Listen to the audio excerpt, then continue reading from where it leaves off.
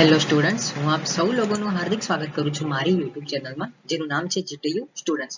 મિત્રો, આપણે જાણીએ છીએ કે આપણે સ્ટ્રેન્થ ઓફ મટીરિયલના રિલેટેડ આ પ્લેલિસ્ટ જે છે મેં બનાવેલી છે, બરોબર. આના પહેલાના વિડીયોમાં મેં તમને સ્ટ્રેન્થ ઓફ મટીરિયલનો સિલેબસ શું છે એના રિલેટેડ મેં ડિસ્કસ કરી લીધું છે, બરાબર. તો તમે એકવાર એ જે વિડીયો જે છે 5 જ મિનિટનો છે, જલ્દી જઈને જોઈ આવો, બરાબર. એમાં મેં તમને ઓલરેડી એક્સપ્લેન કર્યું હતું કે કયા ચેપ્ટરમાં કેટલું વેઇટેજ છે, શું છે, તમે કઈ બુક પરચેસ કરી શકો છો જો તમે લેવી હોય બુક તો, બરાબર. બધું મેં ડિસ્કશન કરી લીધેલું હતું, બરાબર. ટૂંકમાં બધા ચેપ્ટરનો એક ઓવરવ્યૂ 5 જ મિનિટમાં આપી દીધેલો છે, તો જલ્દી જઈને એ વિડીયો જોઈ આવો, ખૂબ જ નાનો છે, બરોબર. તો સ્ટ્રેન્થ ઓફ મટીરિયલ, બરાબર, કે જે ડિપ્લોમા એન્જિનિયરિંગ સેમિસ્ટર 3 માટે આ ઇમ્પોર્ટન્ટ છે. જનરલી હું અગર મેં બ્રાન્ચની વાત કરું તો મિકેનિકલ, મેકાટ્રોનિક્સ તેમજ મરીન એન્જિનિયરિંગ જે આવે છે ડિપ્લોમામાં એની માટે ઇમ્પોર્ટન્ટ છે, બરાબર. બટ આ આપણે સ્પેશિયલિસ્ટ બ્રાન્ચ જે છે મિકેનિકલ એટલે મેં બ્રાન્ચ મિકેનિકલ લખ્યું છે, બરાબર. આજના જે વિડીયોમાં આપણે જે ટોપિક ડિસ્કસ કરવાના છે, જે આપણે ચેપ્ટર ડિસ્કસ કરવાના છે એ છે 7 માર્ક્સનું, બરાબર. સોરી, ચેપ્ટર નંબર જે છે એ છે 7, બરોબર. તો એ ચેપ્ટર નું નામ શું છે તો કોઈ મિકેનિકલ પ્રોપર્ટીઝ અથવા તો પ્રોપર્ટીઝ ઓફ મટીરિયલ કે તમે જો કોઈ, બરાબર. જે જીટીયુ નું માર્ક્સ નું વેઇટેજ જે છે ને એનું 4 થી લઈને 6 માર્કની આજુબાજુ જે છે આ પૂછાય છે, બરાબર. ઘણી વાર બની શકે કે એક જ સવાલ પૂછાય છે 3 માર્ક નો હોય, બરાબર. એક જ સવાલ પૂછાય છે 4 માર્ક નો હોય, એવું પણ હોઈ શકે. કાં તો પછી એવું બી પૂછાઈ દે કે list down properties of material 7 mark નો, બરાબર. તો જેટલી બી મિકેનિકલની પ્રોપર્ટીઝ છે તમારે બધી એક્સપ્લેન કરવી પડશે વિથ ડેફિનેશન, ફિગર આવે તો ફિગર, બરાબર. અત્યારે હું તમને ડરાવતો નથી, બટ હું તમને એટલું કહું છું કે આ વિડીયો જેટલા મિનિટનો થશે, બરાબર, એટલું તમે 4 થી 6 માર્ક્સ તમને આરામથી આ માંથી કવર કરી લેશો. અને દર વખતે જે 4 માર્ક તો મિનિમમ થી મિનિમમ પૂછાય જ છે, બરાબર, આ ચેપ્ટર માંથી. તો મિત્રો, વધારે આપણે સમય વ્યર્થ નહીં કરીએ, આપણે પ્રયાણ કરીએ આગળ, બરાબર. તો અગર મારી ચેનલમાં નવા છો ને તો ફટાફટ લાઈક કરી દો, શેર કરી દો તમારા મિત્રો સાથે, સબસ્ક્રાઇબ કરી દો મિત્રો, બરાબર. તો ચલો, ક્લાસિફિકેશન ઓફ એન્જિનિયરિંગ મટીરિયલ, બરાબર. સૌથી પહેલા તમે બુકમાં જોશો ને એ આ વાળું ટોપિક છે, બરાબર. હું તમને પ્રોમિસ કરું છું મિત્રો, તમે આટલો વિડીયો ધ્યાનથી જોશો, બરાબર. એવું હોય તો થોડી સ્પીડ વધાવી દો, નો ઇશ્યુ, બરાબર. તો ક્લાસિફિકેશન ઓફ એન્જિનિયરિંગ મટીરિયલ કે જેને ગુજરાતીમાં કહીએ છીએ ઇજનેરી માલ સામાનનું વર્ગીકરણ. બહુ કોમ્પ્લિકેટેડ છે ગુજરાતી, એટલે તમે ઇંગ્લિશ જ સમજો, બરોબર. તો મશીનના વિવિધ ભાગોમાં વપરાતા મટીરિયલની પસંદગી કરતી વખતે નીચેની બાબતોનું ધ્યાન રાખવું પડે છે, બરાબર. કઈ કઈ વાતનું તો કે ટાઈપ્સ ઓફ લોડ એટલે કે ભારનો પ્રકાર, પછી એમાં ખર્ચો એટલે કે કોસ્ટ, બરાબર.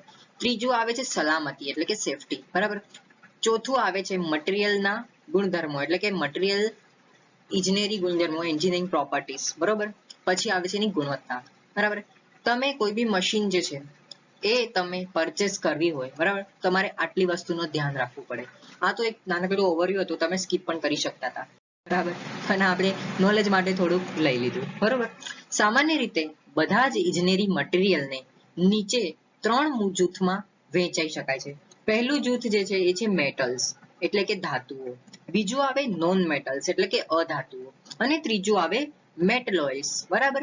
યાદ રાખજો, આપણે અત્યાર સુધી 2 જ વસ્તુ ભણતા હતા. શું હતું તો કે મેટલ્સ અને નોન મેટલ્સ. પણ યાદ રાખજો 3 ટાઈપ્સ છે, બરાબર. કોના તો કે એન્જિનિયરિંગ મટીરિયલ્સના, મેટલ્સ, નોન મેટલ્સ અને મેટાલોઇડ્સ, બરોબર.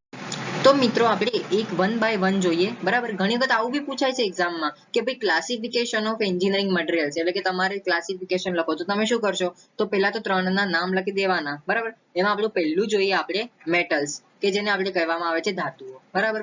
એના જનરલી 2 પાર્ટ્સ પડે છે, મેટલ્સ એન્ડ નોન મેટલ્સ, બરાબર. તો મેટલ્સમાં શું આવે છે તો કે કાસ્ટ આયરન થઈ ગયું, સ્ટીલ થઈ ગયું અને રોટ આયર્ન થઈ ગયું, બરાબર. જેમાં આપણે ગ્રે કાસ્ટ આયર્નમાં ડિફરન્ટ પડે છે ટાઈપ, જેમ કે grey cast iron, alloy cast iron, SG cast iron, બરાબર. પછી મેલેબલ કાસ્ટ આયર્ન.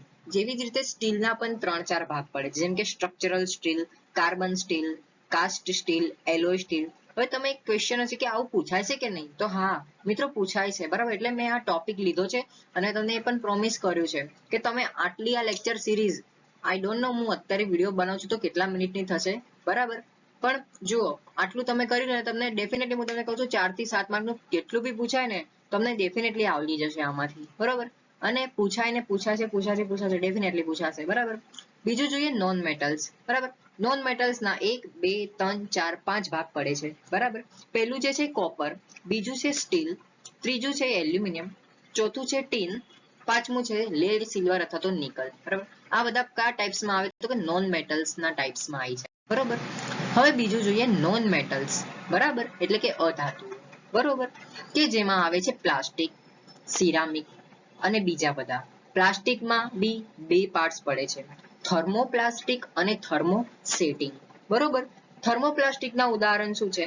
જેમ કે પોલીપ્રોપિલિન, પોલીઇથિલિન, નાયલોન, પીવીસી. પીવીસી એટલે આપણે જે પાણી, જ્યાંથી તમારા ઘરમાંથી પાણી જેમાંથી આવતું હશે ને તો એ પીવીસી પાઇપ છે, બરાબર. આઈ થિંક સલમાન ખાન મસ્ત એવી એડવર્ટાઇઝ બી આપે છે ને પીવીસી પાઇપની, અસ્ટ્રલ પાઇપ્સ, બરાબર. પોલીપ્રોપિલિન, પોલીઇથિલિન એટલે તમે જે નોર્મલ કોથળી યુઝ કર્યો હોય છે, બરાબર. તમે શાકભાજી લેવા જાઓ છો તો પેલા જે ભાઈ જે છે એ તમને ટમેટું કે કોથમીર કે જે તે મૂકવા માટે, લીંબુ મૂકવા માટે જે કોથળી આપે છે, ગ્રીન કલરની પણ હોય છે, વ્હાઇટ કલરની બી હોય છે, એ છે પોલીઇથિલિન, બરોબર, કે જે એન્વાયરમેન્ટને ખૂબ નુકસાન કરે છે. એ બધું આવી જાય થર્મોપ્લાસ્ટિકમાં, બરોબર. બીજું આવે છે થર્મોસેટિંગ, બરાબર, જેમાં આવે છે મેલામાઇન, બેકેલાઇટ, ફિનોલ અને ફિનોલ ફોર્માલ્ડિહાઇડ. નો ઇશ્યુ, તમારે નહીં રહે ને નામ તો તમે આ તો યાદ રહી જાય ને થર્મોપ્લાસ્ટિકના, કે ભાઈ પોલીપ્રોપિલિન, પોલીઇથિલિન, નાયલોન અને પીવીસી, બરાબર. થર્મોસેટિંગ પ્લાસ્ટિકમાં ના ઉભો રહે ને તો આ એક તો એકદમ ઈઝી નામ છે, બરાબર, બેકેલાઇટ અને મેલામાઇન. આ બે વસ્તુ તો યાદ રહેશે ને, બે લખશો તો બી વાંધો નહીં, બરાબર. પૂછાય તો ની વાત છે. જો એક વખત આ જીટીયુમાં પૂછાઈ ગયો છે 2017 ની આજુબાજુ, બરાબર. એટલે હું તમને કહું છું એકોર્ડિંગ ટુ ન્યૂ સિલેબસ પૂછાઈ પણ શકે છે અને ના પણ પૂછાઈ શકે. બટ નાનકડો ટોપિક છે, તમે એકવાર જે છે આને રોજ જે વાંચવાનું શરૂ કરી દો, બરોબર, ડેફિનેટલી તમને આવડી જશે. પછી આવે છે અધર્સ. અધર્સ એટલે કે જેમ કે કાચ, રબર, લાકડા, એ બધા શું આવે તો કે નોન મેટલ્સ એટલે કે અધાતુઓમાં આવે છે, બરોબર. સિરામિક જે છે ટાઇપ્સ જ છે એક પ્રકારનો, બરાબર, જેમાં આપણે ટોયલેટ જઈએ છીએ, બરાબર, તો એક પ્રકારનું જે પેલું આવે છે, બરાબર, તો એ સિરામિક મટીરિયલ જ હોય છે. બીજું આપણે રકાબી, ચા રકાબી જે પીએ છીએ, બરાબર, કપ, તો એ બી એક પ્રકારના સિરામિક મટીરિયલ જ છે, બરાબર. તો આ બધું એન્જિનિયરિંગ મટીરિયલ્સમાં આવે. અહીંયા આપણું પતતું નથી, જેમ મેં તમને કીધેલું હતું ત્રીજો પણ પડે છે. તો ત્રીજો પાર્ટ શું છે? મેટાલોઇડ્સ, બરોબર, કે જે પદાર્થો ધાતુઓ તથા અધાતુ એમ બંને પ્રકારના ગુણધર્મો ધરાવતો હોય તેને મેટાલોઇડ્સ કહેવામાં આવે છે. હવે તમને ક્વેશ્ચન હશે કે ભાઈ ધાતુઓ અને અધાતુઓ બંને પ્રકારના ગુણધર્મો ધરાવતા હોય એવા કયા હોય છે? તો જુઓ, જેમ કે બોરોન, બીજું છે સિલિકોન, ત્રીજું છે આર્સેનિક અને ચોથું છે એન્ટીમની વગેરે જેવા. હવે તમે ખબર જ નહીં બુકમાં શું છે, તો બોરોન તમારે જોવું હોય તો આયરું તમારું બોરોન, બરાબર. આ એક કાચું મટીરિયલ છે, બરાબર, કે જેને પ્રોસેસ કરીને એલ્યુમિનિયમ ને બધું બનાવી શકાય છે. બીજું સિલિકોન, ત્રીજું છે એ આર્સેનિક અથવા એને એન્ટીમની પણ કહી શકો છો, બરાબર. આ બધી જે છે કચ્ચી ધાતુઓ છે મિત્રો, કે જે બંનેના ગુણધર્મો ધરાવતી હોય. તો આમાં જે છે ઘણી બધી પ્રોસેસ થઈને એક એલ્યુમિનિયમ કાં તો ટીન કાં તો લેડ કાં તો કાર્બન એવું બધું પ્રોસેસ જે છે બનાવવામાં આવે છે મિત્રો, બરાબર. અહીંયા સુધી ખબર પડી ગઈ? ઓકે. હવે ખૂબ એટલે ખૂબ ઇમ્પોર્ટન્ટ છે, બરાબર, physical properties of sum important metals, બરાબર, જેમ કે સ્ટ્રેન્થ આપણે કોને કહીશું? જુઓ મિત્રો, અમુક વાર છે ને તમે ઇન્ટરવ્યુ આપવા જશો, અમુક વાર એટલે જશો, ડેફિનેટલી જશો, બરાબર, કેમ કે જોબ આપણને જોઈએ છે, બરાબર. તો જો મિત્રો, ઘણી વખત ઇન્ટરવ્યુમાં મારો ખુદનો પણ એક્સપિરિયન્સ બોલું છું હું, આમાંથી કઈ બી પૂછી લે છે, બરાબર, કે ભાઈ એક્સપ્લેન સ્ટ્રેન્થ શું છે? સ્ટ્રેન્થ વિશે તમે શું સમજો છો, બરાબર. પછી બીજું આપણે હમણાં આગળ વધીશું, ડક્ટિલિટી ને બ્રિટલનેસ ને ટફનેસ, એ બધી જે છે ને ભૌતિક ગુણધર્મો છે. કોના? તો કે મટીરિયલની પ્રોપર્ટીના, બરાબર. તો આ બધા ગુણધર્મો છે. તો હું તમને ખૂબ સરસ રીતે એક્સપ્લેન કરીશ, ગુજરાતીમાં જ એક્સપ્લેન કરીશ, તમે જોતા રહેજો, સાંભળતા રહેજો, બરાબર. તો કે મટીરિયલની વિરૂપણ કે ભંગાણ થયા વગર ભાર સહન કરવાની ક્ષમતાને સ્ટ્રેન્થ કહે છે, બરાબર. હવે જુઓ મિત્રો, મટીરિયલ જે છે એ કેટલો ભાર સહન કરી શકે છે, એનું ડિફ્લેક્શન થાય છે કે નહીં, બરાબર, એ જ્યાં સુધી સહન કરવાની કેપેસિટી હોય. કોઈ બી એક માણસનું એક્ઝામ્પલ આપું, બરાબર. કોઈ તમે માણસ છે એકદમ હટ્ટો કટ્ટો જાડો પાડો છે, બરાબર. હવે એને તમે કેટલું બી મારો, એને કોઈ ફરક પડવાનો નથી, બરાબર. તો આ એક પ્રકારની સ્ટ્રેન્થ એની થઈ ગઈ, કે એ સહન કરે છે, એની સ્ટ્રેન્થ છે, બરાબર. તો મટીરિયલને તેના ટેન્શન, કોમ્પ્રેશન, શિયર અને ટોર્શનમાં પૂરતી સ્ટ્રેન્થ હોવી જોઈએ, બરાબર. આ તો તમે ખબર પડી ગઈ હશે, બરાબર. બીજું જોઈએ ઇલાસ્ટિસિટી, કે જેને આપણે સ્થિતિસ્થાપકતા પણ કહેવામાં આવે છે, બરાબર. થોડા સમય માટે તમે ગુજરાતી શબ્દ જે છે ભૂલી જાઓ. ઘણી વખત એક્ઝામના પોઈન્ટ ઓફ વ્યૂથી જેમ ઇલાસ્ટિસિટી લખ્યું છે ને એમ જ ગુજરાતીમાં ઇલાસ્ટિસિટી લખ્યું હોય તો મિત્રો એટલે કહું છું બંને ધ્યાન આપો, કાં તો પછી પોસિબલ હોય તે 90% ફોકસ કરો ઇંગ્લિશ વર્ડ ઉપર જ, બરોબર. તો જો મિત્રો ઇલાસ્ટિસિટી શું છે તો કે પદાર્થ પર બાહ્ય બળ લગાડતા તેનું વિરૂપણ, એકચ્યુઅલી વિપણ નહીં આવે, અહીંયા વિરૂપણ આવશે, બરાબર. તેમાં વિરૂપણ થાય છે અને બાહ્ય બળ દૂર કરતા તે પોતાની મૂળ સ્થિતિ ધારણ ગણે છે. તો આવા પદાર્થના ગુણધર્મને ઇલાસ્ટિસિટી એટલે કે સ્થિતિસ્થાપકતા કહે છે. અહીંયા તમે જોઈ શકો છો આ ભાઈને હાથમાં શું છે તો કે રબર છે, બરાબર. તો આર્યો આમ ઓપન કરે છે, ક્લોઝ કરે છે. તો જુઓ એ મૂળ સ્થિતિ તો આની ક્લોઝ વાળી છે, બરાબર. પછી આ ઓપન કરે છે, પછી એ ડાયરેક્ટલી પોતાના મૂળ સ્થાને જે છે પરત આવી જશે. ધીસ ઇઝ કોલ્ડ ઇલાસ્ટિસિટી અથવા તો સ્થિતિસ્થાપકતા, બરાબર. જેમ કે માઇલ્ડ સ્ટીલ થઈ ગયું, રબર વગેરે મટીરિયલમાં આ ગુણધર્મ સારો હોય, બરાબર. ત્રીજું આવે છે પ્લાસ્ટિસિટી અથવા તો એને સુઘવતા કહેવામાં આવે છે, બરાબર. હવે જુઓ સુઘવતા તમને ખબર બી નહીં પડે, બરાબર. એટલે કહું છું તમે ત્રીજા જે આપણે ઇંગ્લિશમાં જે લખ્યું છે પ્લાસ્ટિસિટી એના ઉપર તમે ફોકસ કરો, બરાબર. તો પ્લાસ્ટિસિટી શું કહેવા માંગે છે કે તો કે પદાર્થ પરથી બાહ્ય બળ દૂર કરતા પદાર્થ પોતાની મૂળ સ્થિતિ ધારણ ન કરી શકે. આનાથી પ્રીવિયસમાં શું હતું ઇલાસ્ટિસિટીમાં તો કે એ પદાર્થનું બાહ્ય બળ દૂર કરીએ તો પોતાની મૂળ સ્થિતિમાં પાછો આવી જતો હતો. પણ આમાં પ્લાસ્ટિસિટીમાં શું છે તો કે પદાર્થ પરથી બાહ્ય બળ દૂર કરતા પોતાની મૂળ સ્થિતિ ધારણ ન કરી શકે તેવા ગુણધર્મને આપણે પ્લાસ્ટિસિટી કહેવામાં આવે છે. જેમ કે આમાં તમે જોઈ શકો છો, આ તમને ખબર છે ને આપણે કોઈ પેપર જે છે એને આપણે ક્લિપ તરીકે આને યુઝ કરીએ છીએ, બરાબર. હવે આને તમે ડિફોર્મ કરી દો, બરાબર. તો જો મિત્રો આવો ડિફોર્મ જે છે આવું થઈ ગયું છે, બરાબર. હવે એને તમે મૂળ સ્થિતિ જે છે એમાં કઈ રીતે તમે ઇટ ઇઝ નોટ પોસિબલ ને યાર, બરાબર. એ મૂળ સ્થિતિમાં આવી નથી જતો, પોતાની જાતે આવી નથી જતો, બરાબર. એટલે આપણે એને પ્લાસ્ટિસિટી કહેવામાં આવે છે. તો જુઓ પ્લાસ્ટિસિટીના ગુણને કારણે મટીરિયલને જરૂરી આકારમાં ઢાળી શકાય છે. પ્લાસ્ટિસિટી એ સ્થિતિસ્થાપકતાનો અભાવ દર્શાવે છે, બરાબર. હવે જુઓ physical properties of sum important metals, બરાબર. એ જ છે પણ આપણું ચોથા નંબરનું છે જેને મેં મોસ્ટ ઇમ્પોર્ટન્ટ કીધું છે. કેમ કે GTU ના દરેક પેપરમાં આ વસ્તુ તો આવી જ ગયેલી છે, બરાબર. ડક્ટિલિટી એટલે તન્યતા, એને ગુજરાતીમાં તન્યતા કહેવામાં આવે છે, બરાબર. તો ડક્ટિલિટીને આપણે નોર્મલ ડેફિનેશન થી સમજવું હોય તો જુઓ તો કે મટીરિયલ પર બળ લગાડતા તે ફેલિયર થયા વગર ઘણું બધું વિરૂપણ એટલે કે ડિફોર્મેશન સહન કરી શકે તેવા ગુણધર્મને ડક્ટિલિટી કહેવામાં આવે છે, બરોબર. હવે જુઓ આ કોપરનું કાચી ધાતુ છે, બરાબર. એના ઉપર તમે કેટલું બધું ફોર્સ લગાડી લીધો હશે તો જ જઈને આટલો નાનો એવો પાતળો વાયર બન્યો હશે ને મિત્રો. સિમ્પલ લોજિક છે, બરાબર. મેટલ જે છે આયરું કોપર મેટલ એ કાચી ધાતુ છે, બરાબર. એમાંથી તમે તાર બનાવ્યો છે. તો જો તાર તમે કઈ રીતે બનાવ્યો છો ભાઈ, બળ લગાડ્યો તો ઘણું બધું વિરૂપણ થયું હશે, બરાબર. એને બિચારાને તકલીફ થઈ હશે જ્યારે કાચી ધાતુ હશે ત્યાંથી એને કોપર વાયર બનાવ્યો, બરાબર. તો ડક્ટિલિટી એ જ કહેવા માંગે છે કે ભાઈ મટીરિયલ પર બળ લગાડતા તે ફેલિયર થયા વગર, આમાં ફેલિયર તો નહીં થયું હોય, બરાબર. કેમ કે જો બહુ મોટો આ કોપરનો વાયર બન્યો હશે, બરાબર. એટલે ફેલિયર થયા વગર ઘણું બધું વિરૂપણ સહન કરી શકે તેવા ગુણધર્મને આપણે ડક્ટિલિટી કહે છે. ડક્ટિલિટીનો ગુણધર્મ ધરાવતા મટીરિયલ્સ ખાસ કરીને ટેન્શન ફોર્સ સહન કરવા માટે વપરાય છે. હવે ટેન્શન ફોર્સ, ટેન્શન એટલે કે આપણે ખેંચીએ છીએ ને એને ટેન્શન કહીએ છીએ, બરાબર. તો આ કોપરનો વાયર ને ખેંચીને જ આ વાયર બનાવ્યો હશે ને યાર, કોપરનું આયરું જે મેટલ છે, બરાબર, કાચી ધાતુ, એને ટેન્સાઇલ ફોર્સ જ આપ્યો હશે તો જે આયરું આમ લાંબા એવા રેસા બન્યા છે, આના વાયર બન્યો છે, બરાબર. જે ધાતુનું વિરૂપણ 15% કરતા વધુ થતું હોય તેને ડક્ટાઇલ કહેવામાં આવે છે. નો ઇશ્યુ, તમે આટલી ડેફિનેશન પૂછાય તો તમે ડેફિનેશન અને એક્ઝામ્પલ તરીકે કોપર મેટલ ને બધું લખી શકો છો. જેમ કે સ્ટીલ થઈ ગયું, કોપર થઈ ગયું, રોટ આયર્ન થઈ ગયું, એલ્યુમિનિયમ એલોય, એ બધા જે છે શું છે તો કે ડક્ટાઇલ મટીરિયલ છે, બરોબર. પાંચમા નંબરનું જોઈએ બ્રિટલનેસ એટલે કે એને બરડતા કહેવામાં આવે છે, બરોબર. કોઈ મટીરિયલ પર બાહ્ય બળ લગાડતા તેનું ખાસ વિરૂપણ થયા વગર ફેલર થાય તેવા ગુણધર્મને બરડતા કહેવામાં આવે છે. અહીંયા વિરૂપણ આવશે, બરાબર. કે કોઈ મટીરિયલ પર બાહ્ય બળ લગાડતા તેનું ખાસ વિરૂપણ થયા વગર ફેલિયર થાય તેવા ગુણધર્મને આપણે બરડતા કહેવાય છે. હવે જુઓ મિત્રો બ્રિટલનેસ, અહીંયા તમે દેખાય છે, બરાબર. શું થયું તો કે ગોળી વાગી અને આ કાચનો ગ્લાસ જે છે એ તૂટી ગયો, બરાબર. તો શું થયું, આનું ફેલિયર થઈ ગયું, બરાબર. કઈ બીજું આનું એક્ઝામ્પલ છે જુઓ બ્રિટલ, બરાબર. આયરું જો થોડી આને હથોડી મારી તો આ તૂટી ગયું, બરાબર. તો શું કહેશે કે મટીરિયલને બાહ્ય બળ લગાડતા થોડું કેવું બાહ્ય બળ લગાડ્યું, જો અહીંયા ગોળી આવી તો આ ગ્લાસ તૂટી ગયો, અહીંયા ભાઈએ હથોડી મારી તો આ તૂટી ગયું, બરાબર. તો શું થયું તો કે ફેલિયર થઈ ગયું, બરાબર. તેને આપણે બ્રિટલનેસ કહેવામાં. છઠ્ઠી આપણે મિકેનિકલ પ્રોપર્ટી જોઈએ, એ છે મેલેબિલિટી, બરાબર. તો જો કોઈ મટીરિયલને ટીપીને પાતળા પતરા બનાવી શકાય તો તેવા ગુણધર્મને આપણે મેલેબિલિટી કહેવામાં આવે છે, બરાબર. કેમ કે જુઓ, આ કઈ માની લો ગોલ્ડની આ કચ્ચી ધાતુ છે, બરાબર. ઉપર લખ્યું છે કે મેલેબિલિટી એટલે શું તો કે મેટલ હેમર્ડ ઇન્ટુ ધીસ શીટ, બરાબર.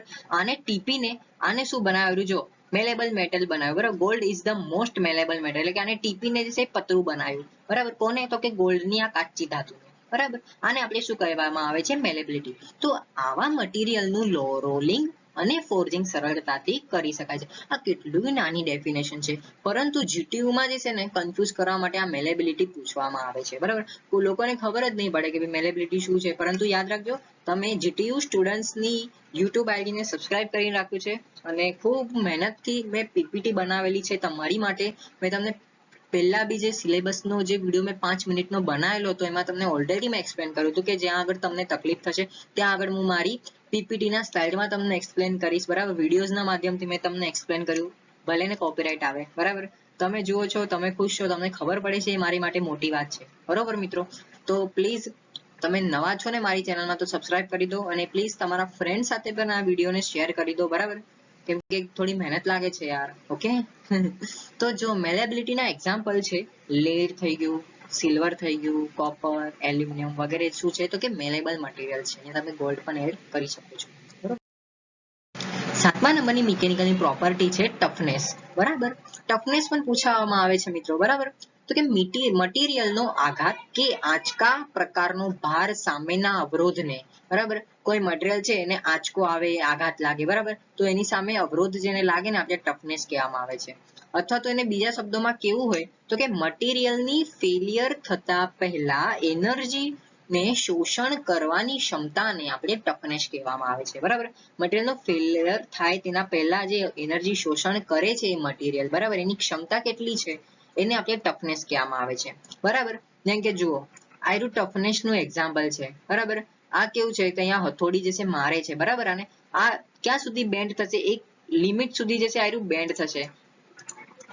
જો અહીંયા કોઈ એક લિમિટ સુધી જે છે અહીંયા સુધી સપોઝ બેન્ડ થશે, બરાબર. પરંતુ એક એવો પોઈન્ટ આવશે કે જ્યાં આગળ જો અહીંયા જે છે આનું બ્રેકિંગ થઈ ગયું, બરાબર. તો આ ટફનેસ શું કહેવા માંગે છે કે મટીરિયલ જ્યાં સુધી એ સહન કરી શકે છે, જો એનર્જી શોષણ કરવાની ક્ષમતાને, બરાબર, શું કહેવામાં આવે છે ટફનેસ. આપણે ઘણી વખત નહીં કહેતા કે આ કેટલો ટફ મટીરિયલ છે કે જે તૂટતું બી નથી, બરાબર.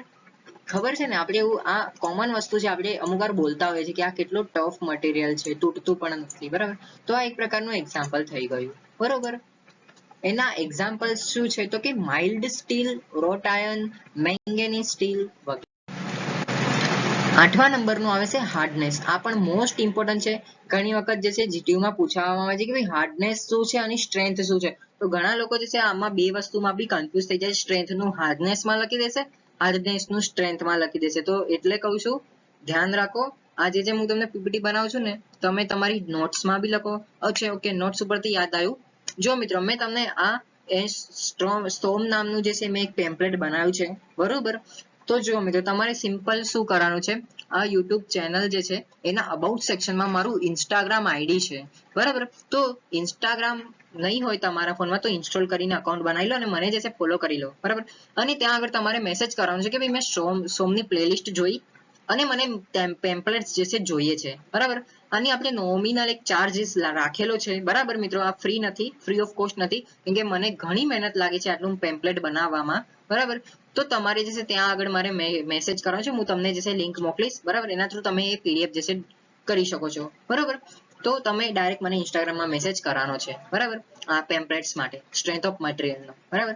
તો હાર્ડનેસ આપણે જોઈ લઈએ. હાર્ડનેસને આપણે ગુજરાતીમાં સખતાઈ તરીકે કહેવામાં આવે છે, બરોબર. તો કે મટીરિયલના એબ્રેશન, આઇડેન્ટેશન, વિયર અને સ્ક્રેચીસ સામેના અવરોધને હાર્ડનેસ કહેવામાં આવે છે, બરાબર. હાર્ડનેસ એટલે કે સખતાઈ, બરાબર. આ જો ડાયમંડ છે, બરાબર. હવે આ ડાયમંડને તમે કેટલું બી ઘસી લો, કઈ બી કરી લો, એ એટલો સખત છે ને, બરાબર, કે એને કઈ જ ના થાય. તમને ખબર હશે જેવો એકદમ ભારી જે મેટલ્સ છે, કાસ્ટ આયર્ન થઈ ગયું વગેરે, તો એને બી અગર આપણે કઈ ઘડવું હોય એને, બરાબર, તો એને આપણે ડાયમંડ નો યુઝ કરીએ છીએ, બરોબર. યંત્રોના ભાગો જેવા કે crank shaft, rail, gears, Excel વગેરેમાં હાર્ડનેસ નો ગુણધર્મ જે છે જરૂરી છે, બરાબર. એલોય કાસ્ટ આયર્ન એ ધાતુ છે, જ્યારે મેંગેનીઝ એલોય નરમ ધાતુ છે. 9મું જોઈએ સ્ટીફનેસ. મટીરિયલના વિરૂપણ સામેના અવરોધને આપણે સ્ટીફનેસ કહેવામાં આવે છે. બીજા ભાષામાં કહીએ તો કે મટીરિયલમાં એકમ વિરૂપણ પેદા કરવા માટે જરૂરી ભારને આપણે સ્ટીફનેસ કહેવામાં આવે છે. જેમ મટીરિયલની મોડ્યુલસ ઓફ ઇલાસ્ટિસિટી વધે તેમ તેની સ્ટીફનેસ પણ જે છે એ વધતી હોય છે. જેમ કે સ્ટીલની સ્ટીફનેસ જે છે સૌથી વધતી હોય છે. 10મા નંબરનું જોઈએ ક્રીપ. ક્રીપ શું છે? એને ગુજરાતીમાં સરકણ કહેવામાં આવે છે. કેટલો કોમ્પ્લિકેટેડ વર્ડ છે કા? એના કરતા તમે ક્રીપ જ યાદ રાખો ને. તો ક્રીપ શું છે? તો કે મટીરિયલ પર અચળ ભારે થતા વિરૂપણને આપણે ક્રીપ કહેવામાં આવે છે. આમ ક્રીપ એ મટીરિયલની ઇલાસ્ટિક લિમિટ પછીનું અચળ ભારથી થતું વિરૂપણ છે, જે ધાતુનું ગલન બિંદુ એટલે કે મેલ્ટિંગ પોઈન્ટ નીચું હોય તેમાં ક્રીપ જે છે વધારે હોય, બરાબર. હવે આ એક ક્વેશ્ચન હશે કે મટીરિયલની ઇલાસ્ટિક લિમિટ ને આ બધું શું છે? તો જો મિત્રો નિશ્ચિત રહો, હું આના આગળના વિડીયોમાં આપણે ડાયરેક્ટ ચેપ્ટર 1 જે છે સ્ટાર્ટ કરીશું, બરાબર. એમાં ચોથો યા પાંચમો સબ ટોપિક જે છે એ ઇલાસ્ટિક લિમિટ ઉપરથી જ છે, બરાબર. તો નિશ્ચિત રહો, તમે સબસ્ક્રાઇબ કરી દો હજી નહીં કર્યું હોય તો. હું એના રિલેટેડ તમને જરૂરથી જરૂર એક ડાયાગ્રામ છે એ તમને એક્સપ્લેન કરીશ, બરોબર, જે GTU માં પૂછવામાં આવે છે, બરાબર. તો જુઓ ક્રીપનું ઉદાહરણ શું છે? તો કે લેડ, ઝિંક, ટીન વગેરે શું છે? તો કે ક્રીપ છે, બરાબર. પછી આવે છે ફટીગ, બરાબર. ઘણી વખત ફટીગ પણ પૂછવામાં આવે છે. Vote is the creep and fatigue, બરાબર, એવું પણ પૂછવામાં આવે છે. તો ફટીગ એટલે શું? તો કે કોઈ મટીરિયલ પર રિપીટેડ લોડિંગ લાગે તો તેને આપણે ફટીગ કહેવામાં આવે છે, બરાબર. રિપીટેડ લોડિંગ લાગે તેવી સ્થિતિને આપણે ફટીગ કહીએ છીએ. મટીરિયલ પર રિપીટેડ લોડિંગ લાગતા તે વધુમાં વધુ જે સ્ટ્રેસ સહન કરી શકે તેને આપણે ફટીગ સ્ટ્રેન્થ કહેવામાં આવે છે. ઘણી વખત GTU માં એવું બી પૂછી લે છે કે ભાઈ ફટીગ શું છે અને ફટીગ સ્ટ્રેન્થ શું છે? તો બે વસ્તુ ખબર પડી ગઈ? ઓકે. તો જુઓ મિત્રો, આ એક સી ટાઈપ ચેન તમે જોઈ કહો, બરાબર, કી ટાઈપ છે. અહીંયા ગળે પડે છે એક જ જગ્યા ઉપર અહીંયા લોડ લાગે છે, બરાબર, કન્ટિન્યુઅસ રિપીટેડ લોડિંગ લાગે છે. તો અહીંયા શું થાય છે? જો ક્રેક પડી ગયો કે નહીં, બરાબર, આયરો ક્રેક તમે જોઈ શકો છો. Wait a minute, I will explain with pen, બરાબર. તો જો આયરો એક સી કી પ્રકારની એક ચેનલ છે, બરાબર, કી કહેવામાં આવે છે આને, બરાબર. આવું જે હોય ને, આવું બિલેટ આપેલી હોય એને આપણે કી ટાઈપ કહેવામાં આવે છે. તો તમે અહીંયા જોશો આયરો ક્રેક પડી ગયો છે, બરાબર. તો ફટીગ શું કહેવા માંગે છે? તો કે કોઈ મટીરિયલ ઉપર રિપીટેડ લોડિંગ લાગે તે સ્થિતિને આપણે ફટીગ કહેવામાં આવે છે. રિપીટેડ લોડિંગ જ લાગતું હશે મિત્રો ઘડીએ પડે અહીંયા, તો જ જઈને અહીંયા જે છે આ ક્રેક પડ્યો છે, બરાબર. તો આમ મટીરિયલ પર રિપીટેડ લોડિંગ લાગતા તે વધુમાં વધુ જે સ્ટ્રેસ સહન કરી શકે તેને આપણે ફટીગ સ્ટ્રેન્થ કહેવામાં આવે છે. અહીંયા સુધી ખબર પડી ગઈ મિત્રો? Okay, thank you so much. એના એક્ઝામ્પલ શું છે? તો કે જુઓ, ઓકે, થોડી હજી છે. તો કે એવી સ્ટ્રેન્થ કે જેના કરતા ઓછી સ્ટ્રેસના અનંત સાયકલો એટલે કે ઇન્ફાઇનાઇટ સાયકલ લગાડતા છતાં મટીરિયલનું ફેલિયર થતું નથી, તે સ્ટ્રેસને આપણે એન્ડ્યોરન્સ લિમિટ પણ કહેવામાં આવે છે. આ એન્ડ્યોરન્સ લિમિટ જે છે એ જનરલી ફટીગમાં જ આવી ગયું છે, પરંતુ આનો એક અલગથી ટોપિક જે છે એ સ્ટ્રેન્થ ઓફ મટીરિયલમાં છે. તો જ્યારે એ ટોપિક આવશે હું તમને કહેતો જઈશ, બરાબર. 12મા નંબરનું આવશે આપણું હોમોજીનિયસ મટીરિયલ, જેને સમગુણી મટીરિયલ પણ કહેવામાં આવે છે ગુજરાતી ભાષામાં. આ આપણું છેલ્લું છે ફિઝિકલ પ્રોપર્ટીઝ ઓફ મટીરિયલમાં, બરાબર. જો કોઈ ઘટકનું મટીરિયલ એક સમાન હોય તો તેને સમગુણી મટીરિયલ કહેવામાં આવે છે. સમગુણી મટીરિયલ કહેવામાં આવે છે. જેમ કે સ્ટીલના બીમમાં મટીરિયલ તથા સમગ્ર લંબાઈમાં એક સમાન હોય તો તેને સમગુણી મટીરિયલ કહેવામાં આવે છે, બરાબર.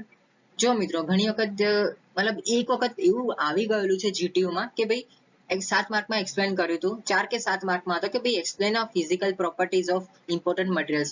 હવે તમારે 4 માર્કનું પૂછાયું તો કમસે કમ 8 પોઈન્ટ તો લખવાના જ, બરાબર. તમારે દરેકની 8 જે છે ડેફિનેશન તમારે લખવી પડે, બરાબર. એવી જ રીતે 7 માર્કનું બી પૂછાઈ શકે છે. એટલે મેં આ જેટલી પ્રોપર્ટીઝ હતી એટલી એક્સપ્લેન કરી છે. હવે નેક્સ્ટ જે છે આપણો લાસ્ટ છે, બરોબર. સોરી ફોર ધેટ, ખૂબ લાંબો વિડીયો બન્યો છે એની માટે. ત્રીજા ના ઓકે 13મું બી છે આપણું આઇસોટ્રોપિક મટીરિયલ. એ શું છે? તો કે જે મટીરિયલમાં તેની બધી જ દિશામાં સ્થિતિસ્થાપકતા સરખી હોય તેવા મટીરિયલને આપણે આઇસોટ્રોપિક મટીરિયલ કહેવામાં આવે છે, બરોબર. હવે આપણો નેક્સ્ટ ટોપિક અને ફાઇનલ હશે એ હશે ટેસ્ટિંગ ઓફ મટીરિયલ એટલે કે મટીરિયલનું પરીક્ષણ. મોસ્ટ ઇમ્પોર્ટન્ટ છે, જો મેં મોટા અક્ષરેથી પણ લખેલું છે, બરાબર. તો ટેસ્ટિંગ ઓફ મટીરિયલમાં શું આવે તો કે ટેન્સાઇલ ટેસ્ટ આવે, બીજો કોમ્પ્રેશન ટેસ્ટ આવે, ત્રીજું હાર્ડનેસ ટેસ્ટ આવે, ચોથું ઇમ્પેક્ટ ટેસ્ટ આવે અને પાંચમું આવે છે શિયર સ્ટ્રેસ. બરાબર, આ તો જે છે ખૂબ નાનો ઓવરવ્યુ છે મિત્રો, પણ જેમ તમે મેન્યુફેક્ચરિંગ ટેકનોલોજી ને એ બધું તમે આગળ સ્ટડી કરશો ને મિત્રો, તો આ બધા ટેસ્ટ જે છે with the help of softwares ને એનાથી મદદથી કરવામાં આવે છે. બરાબર, ટેન્સાઇલ ટેસ્ટિંગ માટેનું બી એક મશીન છે. બરાબર, મેં ઓલરેડી એક જગ્યા ઉપરથી ઇન્ટર્નશિપ કમ્પ્લીટ કરી હતી, તો આ બધા સ્ટ્રેસ જે છે જે પાઇપ ઉપર લાગે છે બધું ઓરિજિનલી ખરેખર લાઈવ મેં જોયેલા છે મિત્રો. બરાબર, તો બધું જોવાની જે છે બહુ મજા આવે છે, પણ અત્યારે જે છે આપણે ડિપ્લોમાના સ્ટુડન્ટ છે એટલે આપણે લખવામાં ફોકસ કરવાનું. બરાબર, સૌથી પહેલું જોઈએ આપણે ટેન્સાઇલ ટેસ્ટ. તો ટેન્સાઇલ ટેસ્ટ શું છે, નામ ઉપરથી જ ખબર પડી ગયું. ટેન્સાઇલ એટલે શું છે તો કે ખેંચાણ બળ. બરાબર, તો સામાન્ય રીતે આ ટેસ્ટ જે પદાર્થોનો ખેંચાણ બળ માટે ઉપયોગ થતો હોય તેવા પદાર્થોના પરીક્ષણ માટે વપરાય છે. બરાબર, જેમ કે આયરો કોઈ બાર છે, બરાબર, એના આપણે તમે જોઈ શકો અહીંયા ખેંચાણ બળ લાગે છે, આ બાજુ ફોર્સ ઉપર નીચે આમ મતલબ ખેંચે છે. બરાબર, તો એવી રીતે છે, આને આપણે કહીશું ટેન્સાઇલ ટેસ્ટ. સપોઝ નહીં ખબર પડી હોય તો સપોઝ કરો કે અહીંયા કોઈ એક છોકરો જે છે અહીંયા ઊભો છે. બરાબર, હવે એના આ બે હાથ છે. બરાબર, આ એક હાથ છે અને આ બીજો હાથ છે. બરાબર, હવે કોઈ અહીંયા એક છોકરો ઊભો છે. બરાબર, અને અહીંયા એક છોકરો એના લેફ્ટ અને રાઈટ સાઈડ ઊભો છે. હવે આ એનો એક હાથ, બંને હાથ આના એક હાથ પકડે છે અને આયરો છોકરો આના બંને હાથ વડે આનો બીજો હાથ પકડે છે. તો આ પ્રકારનું સ્ટ્રેસ કેવું લાગ્યું કે ભાઈ ફોર્સ આ બાજુ એક પી લાગ્યો. બરાબર, બીજો ફોર્સ જે છે બિચારાને એ આ બાજુ એટલે કે લેફ્ટ અને રાઈટ સાઈડ આવી રીતે પી ફોર્સ લાગ્યો. બરાબર, તો આને આપણે શું કહીશું તો કે ટેન્સાઇલ ટેસ્ટ કહીશું. બરાબર, અહીંયા વચ્ચે બિચારો છોકરો જે છે એ ઊભો છે. બરાબર, તો આ પ્રકારના ફોર્સ શું લાગ્યો તો કે ટેન્સાઇલ ફોર્સ લાગ્યો. બરાબર, હવે નેક્સ્ટ જોઈએ આપણે કોમ્પ્રેસિવ ટેસ્ટ. બરાબર, સામાન્ય રીતે આ ટેસ્ટ જે પદાર્થોનો દબાણ ભાર સહન કરવા માટે ઉપયોગ થતો હોય. ગયા વખતે શું હતું ખેંચાણ બળ, બટ કોમ્પ્રેસિવ ફોર્સમાં શું આવશે, કોમ્પ્રેસિવ ટેસ્ટમાં દબાણ ભાર આવશે. બરાબર, તો સામાન્ય રીતે આ ટેસ્ટ જે પદાર્થોનો દબાણ ભાર સહન કરવા માટે ઉપયોગ થતો હોય તેવા પદાર્થોના પરીક્ષણ માટે વપરાય છે, જેમ કે સિમેન્ટ, કોન્ક્રીટ, ઈંટ, કાસ્ટ આયર્ન વગેરે. જુઓ, દબાણ ભાર એટલે કે આયરી મશીન છે. બરાબર, આયરી શું છે મશીન એનવીલ, જો લખ્યું બી છે શું છે તો કે મશીન એનવીલ, અને આયરો જે છે આપણું સ્પેસીમેન છે, એટલે કે તમે બિચારા છોકરાને કન્સિડર કરી શકો છો. બરાબર, જેમ મેં તમને એક્સપ્લેન કર્યું હતું એવી રીતે. તો આ છોકરાને શું કરે છે, બંને એને છોકરાઓ જે છે ધક્કા મારે છે. બરાબર, એટલે કે જુઓ આ મશીન જે છે શું કરે છે, અહીંયા આ બાજુ ફોર્સ જે છે અહીંયા પી ઉપર લાગે છે અને આયરો ઉપરથી પણ લાગે છે અને નીચેથી જે છે પી ફોર્સ જે છે અહીંયા લાગે છે. બરાબર, આઈ હોપ તમને બેટર અન્ડરસ્ટેન્ડિંગ થશે. બરાબર, થઈ ગયો છે, નો ઇશ્યુ. ના થયો તો બી હું તમને કહું, આયરો વાપસ આપણો લો એ આપણું પાર્ટ જે છે લઈએ. બરાબર, અને એને બંને સાઈડ આવી રીતે કોમ્પ્રેસિવ ફોર્સ લાગે છે. બરાબર, એટલે કે દબાણ એને લાગે છે. બરાબર, આઈ હોપ તમને બીજા એક્ઝામ્પલ થી કોઈ કહેવાની જરૂર નહીં પડે. બરાબર, આવી રીતે ફોર્સ જે છે અહીંયા એને ધક્કો મારે છે, મતલબ એને દબાવે છે. બરાબર, તો એને આપણે શું કહેવામાં આવે છે, કોમ્પ્રેસિવ ટેસ્ટ કહેવામાં આવે છે. ઇટ્સ વેરી સિમ્પલ યાર. બરાબર, પછી આવે છે ત્રીજું હાર્ડનેસ ટેસ્ટ. બરાબર, હાર્ડનેસ ટેસ્ટ શું કહેવા માંગે છે કે કોઈ પણ મટીરિયલના ઘસારા સામેના અવરોધને તેની હાર્ડનેસ કહેવામાં આવે છે. બરાબર, જેમ કે gear bearing, clutch, brake shaft વગેરેમાં ઘસારો જોવા મળે છે. જો બ્રેક એટલે તમે સાયકલ તમે ચલાવી જશે ડેફિનેટલી. બરાબર, તો એમાં આપણે બ્રેક મારી છે, તો અમુક સમય બાદ જે રબરિયા હશે ને એ ઘસાઈ જાય છે. બરાબર, ધીસ ઇઝ કોલ્ડ હાર્ડનેસ. બરાબર, એમાં શું જોવા મળે છે, ઘસારો જોવા મળે. તો આવા મશીનોના ભાગો માટે વપરાતા મટીરિયલની હાર્ડનેસ જે છે ઊંચી હોવી જરૂરી છે. બરાબર, તમે બી વિચાર કરતા હશે જ્યારે તમારી સાયકલની બ્રેક જે છે ઘસાઈ જાય તો ભાઈ આ મટીરિયલ કેવું ભંગાર વાપરે છે, થોડું વધારે તો એ સારું યુઝ કરતા હોય તો. બરાબર, આવું ક્વેશ્ચન દરેકને આવે છે. તો ધીસ ઇઝ કોલ્ડ હાર્ડનેસ. બરાબર, હાર્ડનેસ જે છે એની માટે મુખ્ય 3 ટેસ્ટ છે. બરાબર, તો પહેલી ટેસ્ટ શું છે તો કે હાર્ડનેસ માટે મુખ્ય 3 ટેસ્ટ છે. પહેલી છે બ્રિનલ હાર્ડનેસ ટેસ્ટ, બીજી આવે છે Rockwell hardness test, most important. ત્રીજો આવે છે વિકર હાર્ડનેસ.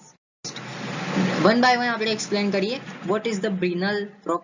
બરાબર, તો બ્રિનલ હાર્ડનેસ ટેસ્ટ શું છે તો કે એને ટૂંકમાં BHN પણ કહેવામાં આવે છે. બરાબર, તો આ ટેસ્ટ સામાન્ય રીતે જે ધાતુની BHN એટલે કે બ્રિનલ હાર્ડનેસ નંબર 450 કરતા ઓછી હોય તેને માટે વપરાય છે. બરાબર, BHT એટલે કે બ્રિનલ હાર્ડનેસ ટેસ્ટ અને BHN એટલે બ્રિનલ હાર્ડનેસ નંબર. બરાબર, કે જેની 450 થી ઓછી હોય તેની માટે વપરાય છે. હવે ક્વેશ્ચન હશે કે શું મારે બ્રિનલ હાર્ડનેસ ટેસ્ટ અગર GTU માં પૂછાય તો મારે આયર્યું જે ઇક્વેશન જે છે મારે લખવાનું, તો કે હા, બરાબર. તમારે પૂછી શકાય કે ભાઈ ટેસ્ટિંગ ઓફ મટીરિયલમાં હાર્ડનેસ ટેસ્ટ એક્સપ્લેન, બરાબર, 4 માર્કમાં પૂછી લીધું તો તમારે ફક્ત હાર્ડનેસ ટેસ્ટના બે જે મેં તમને હમણાં એક ડેફિનેશન કીધી અને એક પોઈન્ટ કીધો, તમે એટલું લખશો તો નહીં ચાલે મિત્રો, બરાબર. એના 3 ટાઈપ્સ છે તો તમારે 3 લખવું પડશે અને 3 ની આરી ડેફિનેશન જે મેં ઉપર લખી એના પછી તમારે સૂત્ર પણ લખવાનું પડશે. તો બ્રિનલ હાર્ડનેસ નંબર શું કહેવા માંગે છે તો કે P/π/d/2 * CD minus √d² minus d², કે જ્યાં આગળ BHN શું છે તો કે બ્રિનલ હાર્ડનેસ નંબર, ક્યાં આગળ P શું છે તો કે લોડ ઓન સ્પેસિમેન, એટલે કે કોઈ પદાર્થ ઉપર જેટલો વજન લાગે છે એ રહ્યું, બરાબર. એક એમાં હોવું જોઈએ kg માં. પછી D એટલે કે ડાયામીટર ઓફ બોલ, બરાબર, અને સ્મોલ d એટલે ડાયામીટર ઓફ ઇન્ડેન્ટેશન, બરાબર, ઇન્ડેન્ટેશન જે mm માં હશે. ત્રીજો હશે thickness of specimen. This is called Brinell hardness number, બરાબર. બીજા નંબરનું જોઈએ રોકવેલ હાર્ડનેસ ટેસ્ટ, બરોબર. તો આ ટેસ્ટમાં બે પ્રકારના ઇન્વેન્ટર વપરાય છે. પહેલું આવે છે કોન ઇન્વેન્ટર અને બીજું બોલ ઇન્વેન્ટર, બરાબર. બંને પ્રકારના ઇન્વેન્ટર માટે મશીન પર અલગ અલગ સ્કેલ વાંચવામાં આવે છે. જેમ કે કોન પ્રકારના ઇન્વેન્ટર માટે C સ્કેલ અને બોલ પ્રકારના ઇન્વેન્ટર માટે B સ્કેલ વંચાય છે, બરોબર.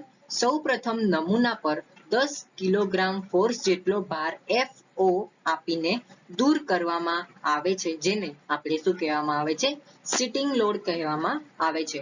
ત્યારબાદ વધારાનો ભાર F1 જેમ કે 140 kilogram force for cone inventor and 19 kilogram force for ball inventor આપવામાં આવે છે, જે 20 થી લઈને 25 સેકન્ડ સુધી પછી દૂર કરવામાં આવે છે, બરાબર. ત્યારબાદ કોર્ડનેસ વેલ્યુ સીધી જ C સ્કેલ અથવા તો B સ્કેલ પરથી વાંચવામાં આવે છે, બરાબર. એટલે કે ટૂંકમાં તમારે શું કરવાનું છે કે કોઈ એક ફોર્સ લગાવવાનો છે, બરાબર, પછી 20-25 સેકન્ડ બાદ દૂર કરવામાં આવે, બરાબર.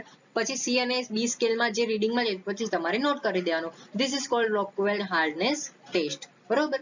તો જો મિત્રો રોકવેલ B એટલે કે બોલ ટાઈપનું ઇન્વેન્ટર, બરાબર, તો નરમ ધાતુઓ માટે વપરાય છે. બીજું આવે છે રોકવેલ C જે કોન ઇન્ડેક્ટર કહેવામાં આવે છે, બરાબર, અથવા તો ઇન્વેન્ટર બોલો કઈ વાંધો નહીં, જે કઠણ ધાતુઓ માટે એટલે કે સખત ધાતુઓ માટે વપરાય. ત્રીજું આવે છે વિકર હાર્ડનેસ ટેસ્ટ. એ શું છે તો કે જેમાં ઇન્વેન્ટર તરીકે ડાયમંડ પિરામિડ વપરાય છે તેને આપણે શું કહેવામાં આવે છે, વિકર હાર્ડનેસ ટેસ્ટ.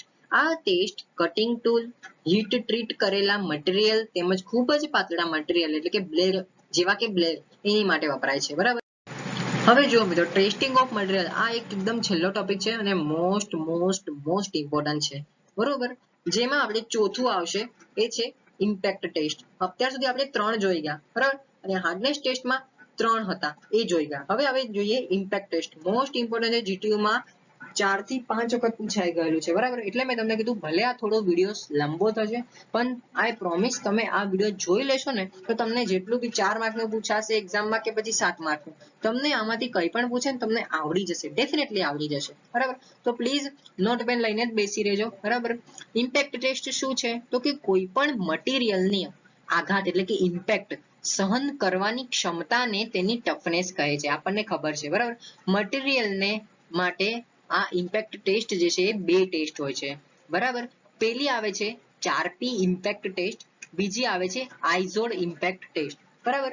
જો મિત્રો એક વખત જે છે GTU માં બંનેનો ડિફરન્સ પણ આવી ગયેલો છે તો આપણે જોઈ લઈએ 4P ઇમ્પેક્ટ ટેસ્ટનો અને આઇઝોડ ઇમ્પેક્ટ ટેસ્ટનો. તો એ શું છે તો કે નમૂનાને એટલે કે સ્પેસિમેનને સિમ્પલી સપોર્ટેડ બીમ તરીકે ટેસ્ટ કરવામાં આવે છે. હવે તમે એકદમ નવા સ્ટુડન્ટ છો, બરાબર, તો સિમ્પલી સપોર્ટેડ બીમ શું છે તમને ખબર નહીં, પણ ચિંતા ના કરો, એના ઉપરથી દાખલા પણ જશે તમે આગળ જેમ જેમ આ મારી લેક્ચર સિરીઝ આગળ જશે ને એ તમને કહી દઈશ, બરાબર. બીજું અહીંયા તમે જોશો આઇઝોડ ઇમ્પેક્ટ ટેસ્ટ શું છે તો કે નમૂનાને એટલે કે સ્પેસિમેનને એટલે કે પદાર્થને, બરાબર, કેન્ટિલેવર બીમ તરીકે ટેસ્ટ કરવામાં આવે છે. એટલે કે આ પ્રકારનો જે 4P ઇમ્પેક્ટ ટેસ્ટ હશે ને તો એ સિમ્પલી સપોર્ટેડ બીમ હશે એમાં ટેસ્ટ કરવામાં આવે છે અને આઇઝોડ ઇમ્પેક્ટ ટેસ્ટ જે છે કેન્ટિલેવર બીમમાં ટેસ્ટ કરવામાં આવે છે. બીજું આવે છે આ નમૂનાનું એટલે કે સ્પેસિમેનનું માપ 55 mm ગુણ્યા 10 mm ગુણ્યા 10 mm સુધી એ માપી શકે છે એટલે કે ટેસ્ટ કરી શકે છે. જ્યારે આઇઝોડ ઇમ્પેક્ટ ટેસ્ટનું માપન કેટલું કરી શકે છે 75 mm by 10 mm by 10 mm સુધી આ કરી શકે છે. ત્રીજું જે છે એ 4P ઇમ્પેક્ટ ટેસ્ટ જે છે એ યુ નોચ કરવા માટે આનો ઉપયોગ થાય છે. હવે યુ નોચ શું છે? નિશ્ચિત રહો, હું તમને વિડીયો ફોટોના માધ્યમથી હું તમને કહું, બરાબર. હવે વી નોચ કેટલી છે એની બી માપ આપેલું છે, તો કે એની વી નોચ જે છે 2 mm પહોળી જોઈએ અને 5 mm ઊંડી જોઈએ. જ્યારે આઇસોલ ઇમ્પેક્ટ ટેસ્ટમાં જે છે વી નોચ આવે છે, બરાબર, કે જેની 2 mm ઊંડી હોય છે અને 45 ના એંગલ ઉપર હોય છે, બરાબર. હવે જુઓ 4P ઇમ્પેક્ટ ટેસ્ટ જે છે એ નીચેની વિરુદ્ધ બાજુ લોડ લાગે છે, બરાબર. જ્યારે આઇસોલ ઇમ્પેક્ટ ટેસ્ટ છે નીચેની બાજુએથી લોડ લાગે છે. હવે જુઓ યુ નોચ જે છે એ આયરી, જો યુ અહીંયા લખેલું બી છે યુ નોચ, બરાબર. શું છે? તો કે 2 mm પહોળી છે અને 5 mm ઊંડી છે, બરોબર. જ્યારે આઇસોલ ઇમ્પેક્ટ ટેસ્ટ જે છે અહીંયા તમે જોશો વી નોચ છે, બરાબર, 2 mm બાય 45 ના એંગલ ઉપર છે આયરી વી નોચ, બરાબર. આ પ્રકારનું એક્ઝામ્પલ એટલે કે આ પ્રકારનું ડિફરન્સ પણ પૂછી શકે છે, બરાબર. એટલે મેં જે છે તમને એક્સપ્લેન કર્યું છે, ખૂબ નાનું છે. બીજું જે છે આપણું આવી જશે શિયર સ્ટ્રેસ, બરાબર. શિયર સ્ટ્રેસ એટલે કે એને ટાઉ કહેવામાં આવે છે. ટાઉ બાય મીન્સ આવી રીતે ટાઉ હોય છે, બરાબર. This is cold tau. નિશ્ચિત રહો, આગળ જે છે શિયર સ્ટ્રેસ આપણે ફાઇન્ડ આઉટ કરવાનો પણ આવશે, પણ આ ચેપ્ટરમાં નહીં, આગળ આવશે. એટલે મેં જે છે આપણે સૌથી પહેલા જે છે આયરું ચેપ્ટર લીધું છે, કેમ કે ખૂબ જ ઈઝી છે, જીટીયુમાં પૂછાય છે, બરોબર. પૂછાય જ છે એટલે પૂછાય જ છે, બરાબર. તો શિયર સ્ટ્રેસ શું છે? તો કે મશીનના ઘણા ભાગોમાં તેની અક્ષને લંબ દિશામાં ભાર લાગવાથી તેમાં શિયર સ્ટ્રેસ ઉત્પન્ન થાય છે અને ઘણીવાર આ શિયર સ્ટ્રેસથી જે તે ભાગ તૂટી પણ જાય છે. સિમ્પલ એક ઉદાહરણ આપું, બરાબર. તમે તમારા મિત્રને એક કાન પટ્ટાની આપો છો, બરાબર, એક લાફો મારો છો, તો શું થાય છે? એ લાલ પીળો થઈ જાય છે કે નહીં, બરાબર. એ ભાગ લાલ થઈ જાય છે કે નહીં? ઘણી વખત જો તમે જોરથી વધારે મારી હોય, બરાબર, હાથ ઉપર કે પગ ઉપર, તો બિચારાનો હાડકા પણ તૂટી જાય છે. This is cold shear stress. તો કે મશીનના ઘણા ભાગોમાં તેની અક્ષને લંબ દિશામાં ભાર લગાવવાથી તેમાં શિયર સ્ટ્રેસ ઉત્પન્ન થાય છે. એટલે કે શિયર સ્ટ્રેસ એટલે પેલો બિચારો ગરમ થઈ જાય, કાં તો પછી જે જગ્યા ઉપર તમે માર્યું છે એ ભાગ ગરમ થઈ જાય, બરાબર, એ લાલ લાલ થઈ જાય. એ શું છે? તો કે શિયર સ્ટ્રેસ ઉત્પન્ન થાય છે અને ઘણી વખત આ શિયર સ્ટ્રેસ જે તે ભાગ જે છે એનો તૂટી પણ જાય છે. જેમ કે શાફ્ટ, બરાબર. શાફ્ટ અથવા તો તમને આપણું રિયલ લાઈફ એક્ઝામ્પલ આપું, પેન્સિલ, અપ્સરાની પેન્સિલ લઈ લો, નટરાજની પેન્સિલ લઈ લો, બરાબર. તમે એને તોડો, બરાબર, 2 હાથથી આમ પકડો અને પછી તોડો, તો શું થશે? શિયર સ્ટ્રેસ ઉત્પન્ન થશે અને એક ટાઈમે એવું થશે કે આપણું પેન્સિલ જે છે તૂટી જશે, 2 ભાગમાં એ કન્વર્ટ થઈ જશે, બરાબર. તો જે ભાગમાં શિયર સ્ટ્રેસ ઉત્પન્ન થતી હોય તેવા ભાગો માટે વપરાતા મટીરિયલનો શિયર સ્ટ્રેસ કરવો જરૂરી છે. નીચેની આકૃતિ એટલે કે આ વાળી આકૃતિમાં શિયર સ્ટ્રેસની ગોઠવણી દર્શાવેલ છે. આ ટેસ્ટમાં નમૂનો 2 જગ્યાએથી તૂટે છે, એટલે કે નમૂનાનું ડબલ શિયરિંગ થાય છે, બરાબર. અહીંયા જુઓ તમે x અને y જે છે, અહીંયા ટેસ્ટિંગ સ્પેસિમેન છે xy, બરાબર. તો અહીંયા જે છે p ઉપરથી ફોર્સ લાગે છે, બરાબર. તો x અને y જગ્યા ઉપરથી શું થાય છે? તો કે ફેલિયર થાય છે, બરાબર. સિમ્પલ ઉદાહરણ હતું આ. તમારે જે છે જીટીયુમાં જે છે આયરું અગર પૂછાય ને શિયર સ્ટ્રેસ, તો તમારે આ વાળી ફિગર જે છે એ દોરવાની રહેશે, આ વાળી ફિગર જે છે દોરવાની રહેશે. તો મિત્રો આઈ હોપ તમને ખબર પડી હશે, બરોબર. તો પ્લીઝ પ્લીઝ અગર તમે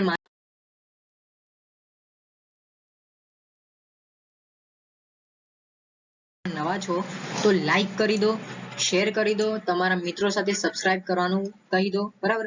મેં જે છે સ્ટ્રેન્થ ઓફ મટીરિયલના રિલેટેડ એક પેમ્પલેટ બનાવ્યું છે, જેની ખૂબ નોમિનલ વેલ્યુ છે, બરાબર. કંઈ એટલું વધારે નહીં, કેમ કે આજકાલ તમે રિચાર્જ જે છે 700-800 રૂપિયાના કરો છો, બરાબર. એના કમ્પેરિઝનમાં મેં જે તમને તમારી માટે પેમ્પલેટ બનાવ્યું છે એ ખૂબ જ નોમિનલ પ્રાઇસનું છે. તમારે શું કરવાનું છે? મારી ઇન્સ્ટાગ્રામમાં જવાનું છે, જીટીયુ સ્ટુડન્ટ્સ, બરાબર, લખવાનું છે, તો મારું આઈડી આવશે, બરાબર. લોગો જે છે એ આ પ્રકારનો જ હશે જીટીયુ સ્ટુડન્ટ્સનો. તમારે મને મેસેજ કરવાનો છે કે ભાઈ મને I required pamphlet, I want to buy pamphlet, બરાબર. તો હું તમને જે છે એ પીડીએફ ની પછી લિંક આપી દઈશ, બરાબર. નોમિનલ અમાઉન્ટ રહેશે, બરાબર. તો પ્લીઝ તમે પેમ્પલેટ જોઈએ હોય તો તમે મને ઇન્સ્ટાગ્રામમાં મેસેજ કરી શકો છો. Thank you so much for watching my video. કેવો લાગ્યો આ વિડીયો મને કોમેન્ટમાં કહેજો. કોઈ એવો ટોપિક હશે જે તમને આમાં નહીં ખબર પડી હોય તો બી મને કહેજો, હું એનો સેપરેટલી 2-3 મિનિટનો વિડીયો બનાવી દઈશ, બરાબર. Thank you so much for watching my video. Thank you, lots of thank you.